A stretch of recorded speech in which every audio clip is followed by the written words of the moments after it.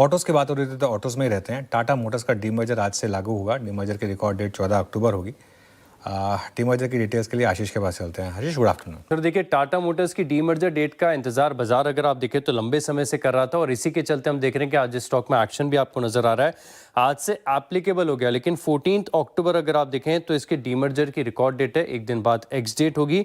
अब दरअसल अगर आप देखें तो हाइलाइट्स में आपको बता देता हूं, दो सेगमेंट में टाटा मोटर्स जो है बट जाएगा। अब अगर आप देखें तो कमर्शियल व्हीकल एक सेगमेंट होगी, अलग एंटिटी होगी, और साथ में अगर आप देखें तो जो पैसेंजर व्हीकल्स है जिसमें जेएलआर इंक्लूडेड होगा वो दूसरी एंटिटी हो जाएगी। और निवेशकों को अगर आप देखें तो एक टाटा मोटर्स के शेयर पर एक टाटा मोटर्स कमर्शियल व्हीकल इसका शेयर देखने को मिल सकता है। और अगस्त में अगर आप देखें तो इसका जो डीमर्जर है इसके ऐलान किए गए थे। लेकिन खास बात अगर आप देखें तो जो रेवेन्यू स्प्लिट निकल कर आता है, अब ज़्यादातर अगर आप देखें तो जो इनकी पैसेंजर व्हीकल है यहाँ से रेवेन्यू आती है। ऑलमोस्ट 84% अगर आप देखें, क्योंकि इसमें जेएलआर का बहुत बड़ा हिस्सा है, 70% के आसपास तो कंट्रीब्यूशन अकेले जेएलआर ही कर देता है। तो 84% अगर आप देखें तो जो टोटल रेवेन्यूज में से आती हैं आपके पास पैसेंजर व्हीकल से। कमर्शियल व्हीकल से अगर आप देखें तो सिर्फ 16% का योगदान देखने को मिलता है। अब बड़ा सवाल ये है कि आपके पास रिकॉर्ड डेट तो आ चुकी है, लेकिन अब जो कमर्शियल व्हीकल की एंटिटी है इसकी लिस्टिंग कब होगी?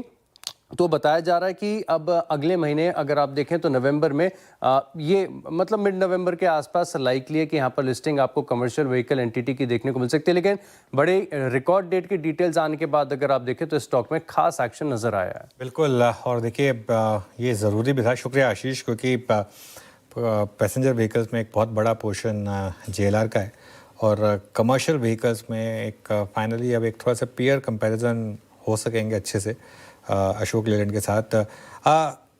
गौरांग जी, टाटा मोटर्स खरीदेंगे इन लेवल्स पर? क्योंकि खराब खबरों पे भी स्टॉक गिरा नहीं। ये जो पूरा साइबर अटैक हुआ बिल्कुल नहीं गिरा, और इनफैक्ट अब तो 5% ऊपर है आज।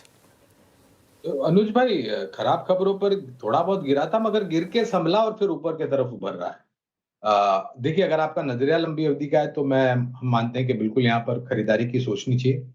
डीमर्जर को लेकर के आने वाले समय में जो परिस्थिति उभरी, मेरे ख्याल से कमर्शियल व्हीकल को ज्यादा फोकस किया जाएगा।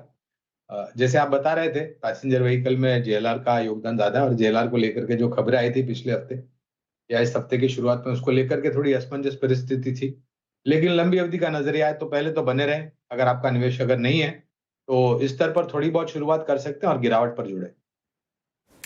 ओके, बाय ऑन डिप्स की रणनीति और होल्ड भी किया जा सकता है अगर आपके पोर्टफोलियो में है तो टाटा